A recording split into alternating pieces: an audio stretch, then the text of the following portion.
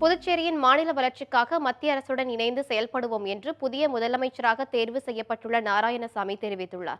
சென்னை கோபாலபுரம் இல்லத்தில் திமுக தலைவர் கருணாநிதியை சந்தித்த அவர் பின்னர் செய்தியாளர்களுக்கு பேட்டியளித்தார். அப்போது பேசிய நாராயணசாமி ஆட்சி அமைப்பதற்கான ஆதரவு கடிதத்தை திமுகவிடம் பெற்றதாக கூறினார்.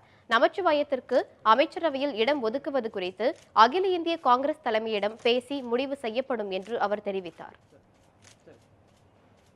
மரியாதைக்குரிய திராவிட முன்னேற்ற கழகத்துடைய தலைவர், முதுபெரும் தலைவர் டாக்டர் கலைஞர் அவர்களை சந்தித்து ஆதரவு கடிதம் பெற்றிருக்கிறேன்.